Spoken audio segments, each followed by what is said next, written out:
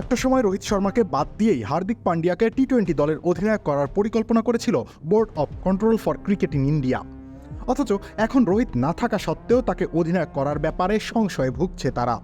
Performance নয়, মূলত তার ফিটনেস এবং ইনজুরির অতীত ইতিহাসের কারণে এমন সিদ্ধান্তহীন অবস্থার সৃষ্টি হয়েছে। লাল বল থেকে অনেক আগেই নিজেকে সরিয়ে নিয়েছিলেন এই অলরাউন্ডার। বিসিসিআই এর অনেকেই তাই মনে করছেন ফিটনেস ইস্যুতে অনেক গুরুত্বপূর্ণ সিরিজও হয়তো মিস করবেন তিনি।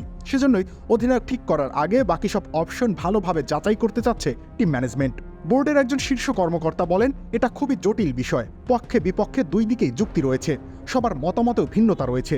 বৈশ্বিক টুর্নামেন্টে ভারতের শিরোপা খরা কাটানোর ক্ষেত্রে সে অনস্বীকার্য ভূমিকা রেখেছে, এটা সত্যি, কিন্তু তার চোট প্রবণতার কথা মাথায় রাখতে হবে। পান্ডিয়াকে অধিনায়কত্ব দেয়া না হলে খুব সম্ভবত সূর্যা কুমার যাদব হতে যাচ্ছেন ভারতীয় টি-20 দলের নতুন অধিনায়ক।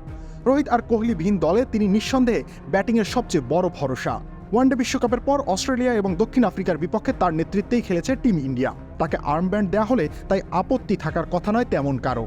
বিসিসিআইয়ের সেই সদস্য বলেন, সূর্যা কুমার যাদবের ব্যাপারে আমরা খোঁজ খবর নিয়েছি, জানতে পেরেছি যে তার ক্যাপ্টেন্সির ধরন ড্রেসিং রুমের প্রায় সবাই পছন্দ করেছে। আপাতত অধিনায়কত্ব ইস্যু ঝুলে আছে গৌতম গম্ভীরের জন্যই। তিনি চূড়ান্ত সিদ্ধান্ত নেবেন এই ব্যাপারে। আগামী কয়েকদিনের মধ্যে তার সঙ্গে আলোচনায় বসবে নির্বাচকরা। এরপরে হয়তো ঘোষণা করা হবে নতুন অধিনায়কের নাম। রবিউল ইসলাম রনি, খেলা ৭১।